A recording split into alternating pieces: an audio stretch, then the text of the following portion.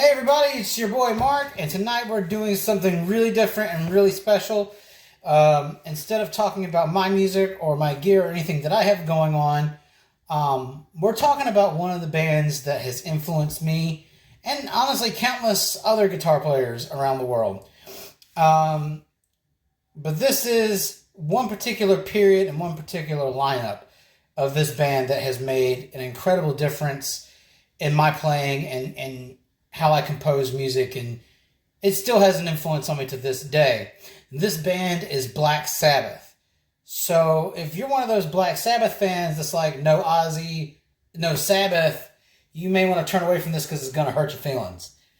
However, if you don't know about this period of Sabbath, which many people don't know about this era of Sabbath, because mainstream media has you either targeted in on Ozzy Osbourne Sabbath or Ronnie James Dio Sabbath. And through the cracks, there was this one particular period of music through the 80s and 90s that really inspired me. And this is the Tony Martin era of Black Sabbath. You either have people that have never heard of him, or you have people like me that absolutely love him, or you have folks that just cannot stand him. There is no in between on this. And honestly, my history with the Tony Martin era Sabbath started when I was 15, when I was first discovering Ozzy and a lot of other bands. I was getting my roots together. You know, I was just starting to play electric guitar at the time. I think I might have bought it when I was 16, actually. Right after I got my first electric guitar. And I was trying to discover more music. I was trying to broaden my horizons. And the one band that kept popping up was Black Sabbath. So I went to Walmart and found this Black Sabbath Greatest Hits in the $5 CD bin, and I thought I was getting Ozzy Sabbath. And then, which I didn't know anything by Sabbath at that point, outside of Iron Man, or Paranoid. And I plugged it in and put in the CD, and this wildly different sound and this wildly different voice came out of the speakers, and it sent chills up my arms, and it just changed everything for me from that day forward.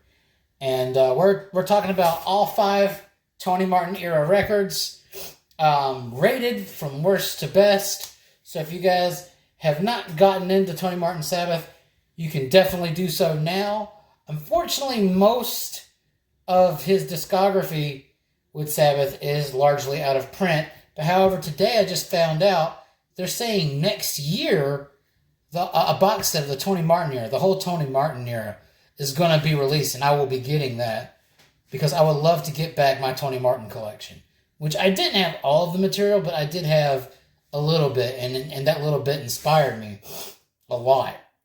But you can listen to pretty much every Tony Martin album on YouTube, and Amazon Prime, or Amazon.com, they have the Eternal Idol remaster, which was Tony Martin's first album with Sabbath, available for about $14, so get it. I would highly recommend that album. Alright, and this is every Tony Martin era Black Sabbath studio record ranked from worst to best. So let's get it going. Bringing up the rear at number 5 is Forbidden, released in 1995 on IRS Records. Now, there's a lot of controversy and some conspiracy revolving around this record. And while I won't say it's a great Sabbath record, it's obviously not the worst. And I think this album is better than the reviews it got. That being said, it's still a rough listen. At least through almost half the album is kind of rough. But you can also tell that there is, you can tell when a band's doing well and when they're not, based on their recordings. And you can tell like this is a really weird time for the band, really uncertain time for the band. And also, the landscape of music in 1995 was very hard for your old school metal and hard rock band, as they were trying to survive or conform with what's modern. And this is kind of the push that was made towards Sabbath to be modern. And it, by and large, didn't work. The production is an absolute nightmare. I could not stand the sound of this record from a pure production standpoint. It was produced by Ernie C. And if y'all don't know him, he is the guitarist for the rap metal band Body Count, which features Ice-T. And speaking of Ice-T, on the first song of the record, Illusion of Power, he has this spoken word part like in the middle of the song. So let's go through the songs and let me tell you why this is kind of a lukewarm album best. Well, first track hits you straight in the gut, Illusion of Power. And by hit you in the gut, I mean it made me sick upon listening to it. From the intro, Tony Martin kind of comes in with this sort of rap-like verse, which is really odd and it really didn't work. And then Martin's vocals were, by and large, very weird. Very uninspired sounding. It was just a very odd sounding vocal line throughout that song. And then, of course, you had Ice-T coming in the middle, and it was just odd. The chorus just didn't fit. It just was a really hard listen. But behind it, you know, you had Iommi's basic Sabbath riffing. It did sound like Sabbath music in a way underneath it, but the vocals were bad. It was a bad performance. And bad production versus all these weird elements going on in the background too. It just was a terrible listen. And from that, the nausea train continues straight into Get a Grip. Now, Get a Grip was more of a Sabbath-styled song, but in a lot of these songs, Tony's voice is largely either uninspired or distracted or bored sounding. It's not the usual impactful, strong-willed voice that makes you feel something. It's very odd, and at times it feels very strained. And this is one of those songs where it had great music. It sounded like Sabbath. Again, it sounded like Sabbath. But Tony's voice was just all over the place, making this another very uncomfortable listen. Now, track 3, Can't Get Close Enough, was a 50-50 type song. There was a lot of ballad elements there, and then his vocals there were just really weird. And then when it got to the heavy part, it sounded like detuned Sabbath. It was some groovy goodness. But it just kept going back and forth, and it just became a very difficult listen. But what I do like about this record is the more you play it, the more it opens up, the more it sounds like a Sabbath record. So I'll say the first 4 songs off this album are trash. Like, in my opinion, I mean, if you want to listen to it, fine, I did. But I would highly recommend throwing off the first 4 songs, because they are just a terrible listen. But I Won't Cry For You, which starts on track 5, is the first really good song, and from there on out, the rest of the album is solid. Now, in those good songs, there are a couple moments where Tony's singing is kind of weird, but the rest of the song makes up for it. So, I mean, 6 out of 10 songs, or 6 out of 9 songs, really isn't terrible. It was 6 out of 10. My bad. 6 out of 10 songs aren't terrible. But out of those 6 songs, your highlights would be, for me, if you guys really want to get into the best songs of the album, I Won't Cry For You, Guilty As Hell, Forbidden, and Kiss of Death. And I really had a very hard time believing Forbidden had such a poor rating as it did, because, you know, on that greatest hit CD that I had, you know, it had 2 really great songs from Forbidden on there, and that was Guilty As Hell and Kiss of Death. And, you know, with songs of that caliber, and I strongly feel that those 2 songs are 2 of the best songs to come out of the Tony Martin era Sabbath. You know, I didn't think the rest of the record could be that bad, but it was. You know, you had poor communication within the band. There was a lot of mismanagement in the band at the time, on both, you know, Iommi's side and Martin's side. Everybody had a manager. No one talked to each other. And then you also had Neil Murray and Cozy Powell with separate engagements, which took them out of the songwriting sessions for the record, leaving, you know, Tony Iommi, Tony Martin, and Jeff Nichols writing all the songs, and then Neil and Cozy coming back into the studio to kind of put together their parts and perform for the record. And then you had the record label, you know, of course, pushing towards the modernism, you know, with the production and everything, taking Sabbath out of the studio for the production. Sabbath had no control over the recording of it. Sabbath had no control over the production, which usually they did have some say over how their material got processed. But this album was completely out of their hands. They pretty much cut the record, and the rest was up to the mercy of the producer, which is why it sounded as poorly as it did. You know, there was a conspiracy around this record saying that it was intentionally made poorly to end the contract with IRS to kick Tony Martin out of the band, to reunite with the original Sabbath, which happened a couple years later. But Neither party said that was the case. It was a lot of mismanagement, a lot of the label pushing for things, and then, of course, Iommi was also pushing for the modernist edge. He was for Ernie C. producing everything, but what he didn't realize was his control over the material was also being taken away by the record company, which is kind of crappy. So I think in ways this album was just generally destined to fail for a lot of different reasons. At this point, the band had went through a lot of different lineups, and they were struggling to gain a foothold, into the 90s to try to keep a foot, but it just didn't work. And I also think Tony was going through what I call the middle-aged decay of a vocalist. Now, his voice still sounds good, but there was a certain depth and a certain roughness that you didn't normally hear in the other 4 records. And if you notice, if you really listen to this record, he wasn't reaching any crazy high notes or any really elevated notes throughout the recordings like he did on the previous 4 records. So I think his voice was starting to lose some of that range at that point. Plus, you had a very stressful recording and a lot of confusion and unknowns during that time, making it a complete cluster, which is kind of audible. But overall, I think a 5 out of 10 is fair for this record. There's some really good songs. I do recommend you guys listening to it, but for all of its flaws, it is the weakest Tony Martin era record. All right, and coming in at number 4 is the album that started it all for Tony Martin and the gang, and it is The Eternal Idol, released in 1987 on Vertigo Records. This will be the last record that Sabbath released under Vertigo before switching to IRS Records. And so we're going to be switching out a couple of the players there. Instead of Neil Murray on bass and Cozy Powell on drums, you have heavy metal titan Bob Daisley, who played for Rainbow, and Ozzy Osbourne playing bass. And then you have Eric Singer's recorded debut, the first record he's ever been on drums. And if you don't know Eric Singer, he is the longtime drummer for Kiss. He also played with Alice Cooper, and this was the first recording he was featured on, and these performances are incredible and full of energy. Of course, you still have Tony Iommi as always on guitar. You have Jeff Nichols on keyboards, and of course Tony Martin on vocals. I really wish this album had gotten more praise when it first came out. It is an incredible record, and I really, really, really would like all of you to listen to it if you don't own it or haven't listened to it. It is just an amazing heavy metal record.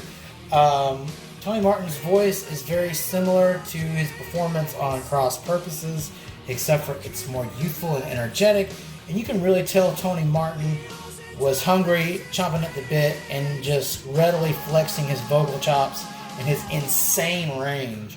On most of all these songs, this record really hits you coming out of the gate with The Shining and Ancient Warrior. And Ancient Warrior is probably, without a doubt, my favorite song on the record. Another thing that I really love about The Eternal Idol is it has so much loads and loads and loads of dirty, filthy, nasty groove. And I love groove. And that's largely thanks to the rhythm section of Eric Singer and Bob Daisley, which they sound like they were meant to play music with each other. It was just perfect. Outside of those 2 really incredible songs, you also had Nightmare and The Eternal Idol. I mean, most of these songs are incredible. I don't really think there's much of a solid, what I would consider a filler track for this record. There are some weird moments here and there where you can kind of see they're clinging on to kind of an 80s sound. But for the most part, I can listen to this whole record without skipping through anything, which is great. It's a really comfortable, really good listen. Most of these songs are fantastic, which is why I give it a 7 out of 10. There's a few songs where they're not completely driftwood, they just don't strike you as hard as the really good meat and potatoes. Again, the 3 highlight songs that I think are the best on the record are The Shining, Ancient Warrior, and Eternal Idol. Production was fantastic. So for the first record featuring Tony Martin, The Eternal Idol gets a 7 out of 10. It's a great way to start. It's 1987, and it is a killer heavy metal album. And I want you guys all to listen to it if you can. And coming in at number 3 is an album near and dear to my heart, one of my favorite heavy metal albums of all time. And it was the second or third Black Sabbath CD I ever bought. It's Cross Purposes. You heard me mention this maybe once or twice. It was released in 1994 on IRS Records. And again, we're switching out some players here. The rhythm section is different again.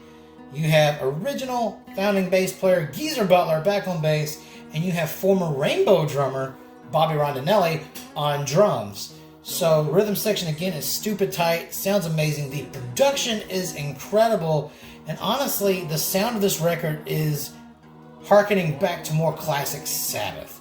It's got a darker overtone, loads of classic catchy Iommi riffs, meat and potato Sabbath right here. Tony Martin's vocal performance is on fire. He sounds amazing. Lots of great high notes, lots of great inspired lyrics and vocals, and production was incredibly massive. A lot of people like to dump on this record because they're like, oh, it's not classic Sabbath and it's grungy, which I do hear the Alice in Chains reference. People will say that Tony Martin kind of sounds like Lane Staley on Virtual Death. I kind of hear that, but it's still very much a classic Sabbath record. And if you're like me and you're a fan of pretty much any of the lineups of Black Sabbath, you'd be familiar with Dehumanizer, which came out 2 years before.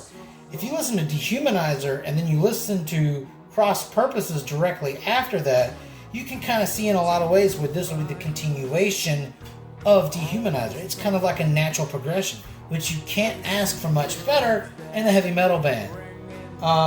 So let's get down to the songs. There were, I want to say, 10 songs on this record, and most of them are absolutely crushing and killer.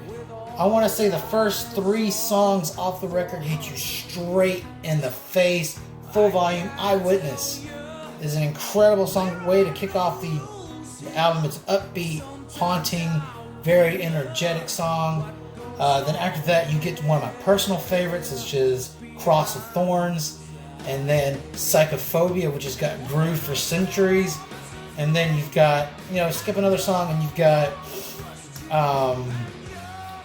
Dying for Love, which was like a very powerful ballad with lots of melodies and great singing. And then you go from that to a groove-laden, melody-laden Hand That Rocks the Cradle, which is infectious. I can't listen to that song just once. I have to loop it because that performance is so amazing. It's life-changing. And then you have Virtual Death. And while people like to knock on that song, that riffing, that bass, that is classic Sabbath. It is in your face. And after that, you have a spine-chilling, tingling, horrific, but incredibly cool symphonic Cardinal Sin. And then the album closes with Evil Eye, which is written with Eddie Van Halen. Eddie Van Halen actually was in the writing sessions with this song. They were hanging out with Sabbath, and he helped write Evil Eye, but he did not perform on Evil Eye.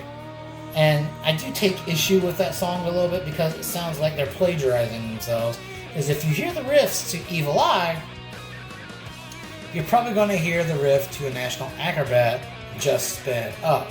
So it's like they were kind of recycling an old riff. And the one thing I can't stand as a musician personally is self-plagiarization. You can't just plagiarize yourself. I mean, I understand how hard it can be to come up with new material, but if you don't have anything fresh, I mean, it just sucks to repeat yourself. So that's where I kind of lose it on Evil Eye. And then you also have not Dying for Love, but you also have Back to Eden, which Back to Eden wasn't a terrible song, it just didn't hold up to the rest of the album. And then you have Immaculate Deception, which kind of falls in that category too. It's a great album. I don't necessarily have to skip any songs. There are just 2 certain songs that really don't match up to the rest of the record. So for that, I give Cross Purposes an 8 out of 10. I think this is a must-have record for any Tony Martin enthusiast. Again, I can listen to this album back and front, day and night. It is just an amazing song. I mean, it's just an amazing record, especially for the mid-90s. And this is also where I get a little upset with Forbidden, because you have a great album just the year prior. And Cross Purposes was everything I think a modern Sabbath fan would want. And it's just not there a year later because of the way the music landscape has changed and how the band has changed. So, again, Cross Purposes is one of the best albums of the 90s, one of the best Tony Martin era Sabbath records. I suggest you go out and buy this if you can and listen to it. Or just do like I did, listen to it on YouTube because I don't have my CD anymore. Cross Purposes, again, 8 out of 10, one of the best Sabbath records of the 90s, one of the best heavy metal records of all time in my opinion. Once you listen to it, I guarantee you won't be able to shake it. It is life-changing. It was for me. And coming in at number 2, this is what Tony Martin got known for. 1989 is the year, and this is the Headless Cross. This is his claim to fame even to this day. It was released on IRS Records. This is the second album featuring Tony Martin. Again, we're going to switch out some members. We're going to bring back Cozy Powell, the legendary late great Cozy Powell on drums. And you're going to have studio bassist, session bassist Lawrence Cottle. On the tour, they replaced Lawrence with former Whitesnake bass player Neil Murray. So that's where, the Forbidden and the Tear lineup came from, was from the Murray, Powell, Iommi, Nichols, and Martin lineup. So, without further ado, this song is a classic and a masterpiece, and if I had to go on record, I would definitely say that if Heaven and Hell had a sequel in the 80s, it would be the Headless Cross. This record is that good, and you can swear to, and I'll swear to you on that. You can write it down, you can document it. To me, it plays like a second Heaven and Hell. It is a masterpiece that should be timeless. Everybody should know this record. It comes at you with The Gates of Hell, which is a prelude into the epic Headless Cross. And then you go from the Headless Cross straight into Devil's Daughter. And then the rest of the songs pretty much hold up the same way.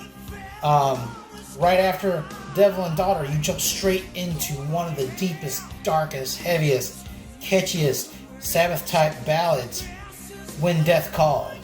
That song gave me the chills when I first heard it, and it still gives me chills to this day.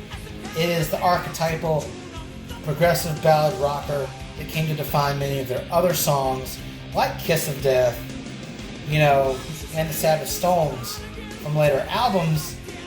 It starts off clean and haunting and chilling, telling a story of death and possession and just losing your soul. It is just a very cryptic, creeping, occult tale. And the vocals are chilling, the performance is chilling. And then you go straight from that to Kill in the Spirit World, and that's a great song too. There's really only one song that I don't particularly care for on the record, but it's still not terrible, and that's Call of the Wild. So everything else just plays like a greatest hits record, and really, that's what you want out of a studio album. You want a studio album that plays like a greatest hits, and if you want to hear a record like that, you listen to the Headless Cross. For that, I give it a 9 out of 10. Really, this is just another record I can listen to from start to finish without really having to skip any songs. The one song that didn't really hold up to the rest was Call of the Wild, but it's still not terrible. It just doesn't hold up. And that's one of the things I love about the Tony Martin era. Even the songs that don't hold up aren't complete garbage. Unless you're talking about Forbidden. Then they are. But, most of these records, the ones that don't hold up, are just decent to listen to. You don't necessarily have to skip. This is great musicianship at its finest. Headless Cross, 9 out of 10. You guys need to listen to it. It'll change your life too. So if you haven't figured it out by now, my number one Tony Martin album of all time has to be Tear. And Tear had a lot of great musicianship. Again, you have that classic lineup. It is Tony Martin, Jeff Nichols, Tony Iommi, Neil Murray, and Cozy Powell on drums. This is one of the heaviest Sabbath records, in my opinion, to date. It just kind of built off of what the Headless Cross set out before it. Again, that's what you want out of a band. You want that next record to be the next step in your heaviness evolution. So if you listen to Eternal Idol, followed by the Headless Cross, followed by Tear, into Dehumanizer with Ronnie James Dio, you can hear the progression move forward. It's natural, it's not forced, and it sounds so good. And there's no plagiarism, self-plagiarism involved. It is just the next step that you as a fan wanted them to take. And you can't get any better than that. And honestly, there are no bad songs on Tear. I mean, it just kicks off really great with Anna Mundi into The Lawmaker, which has some great Motorhead / Maiden type vibes into it. And then you go into some more of the heavy hitters after that. You go into Jerusalem. And then you go into the Battle of Tear, Odin's Court, Valhalla. As for all the songs on the record, it is a marriage made in heavy metal heaven, or hell, if you will. Again, there is no bad songs on the record. Even the ballad, Feels Good to Me, is straight up class. It hits you in the face. It sounds amazing. All 10 songs, you don't have to skip through. This is the album you want from any band as a fan. This is the album you want as a Black Sabbath fan. This is just one of the best albums that's ever been made from start to finish. I can't find anything to knock it on. It is perfection at its finest. So, for Tony Martin, Tony Iommi, Jeff Nichols, Neil Murray, and Cozy Powell, Tear gets a 10 out of 10. Guys, if there's one record you can take home out of all these, it would be Tear. I would highly recommend listening to the rest of these as well. But if you want my opinion, Tear comes out on top. It is the culmination of everything they have been working for their entire career up to this point. And if you guys are still non-familiar with Tony Martin, to me, he was always the guy, in my opinion, to take Dio's place after he left, or rather got fired in 1982. The only eras of Sabbath that I don't particularly care for were the Ian Gillan era and the Glenn Hughes era right after that. To me, I think if they could have found Tony Martin sooner, after the firing of Ronnie James Dio, and they had all of the 80s to record these records and make their standing with him, they would have made more longevity. And you never know. They could have still had him to this day. I don't know if that would have been a possibility or not. But if they had the early 80s, or even the mid-80s at this point, to make these records, if the Headless Cross came out in 84 instead of 89, I guarantee you, Tony Martin, I think, would have been more of a household name. To me, his voice is like the second coming of Ronnie James Dio, and he can also sing Ozzy songs with his own voice and keep the integrity of his songs. And he's got a high range that neither Ozzy or Dio possessed, so he was like the ultimate weapon. He brought back that certain darkness that Ronnie James Dio brought in from the Heaven and Hell era. So guys, at the end of the day, I hope I turned you on to Tony Martin era Sabbath, to a great singer with some great songs you may not have known about. Honestly, I wish he was more of a household name. I hope you guys get inspired by the music like I do. And who knows, maybe I'll have another one of these videos ranking some of my favorite albums. If there is an unpopular opinion album listing like this, I call it unpopular opinion because nobody likes talking about this era of Sabbath. Tony Martin is an unpopular opinion as a singer for Sabbath, and he shouldn't be, because he's a great talent and still sounds good to this day. I've heard his new single from his new record, Thorns, and he still sounds like Tony Martin. He may not have all the range he used to have, but he still sounds amazing. So I recommend you check Thorns out. You know, either way you look at it, I hope you guys discover these records like I did, or at least give them a spin. The Tony Martin era is a diamond in the rough.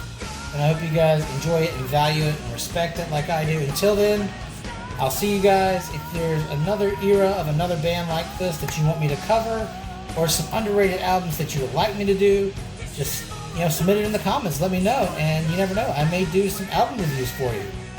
Y'all have a good one. See y'all later.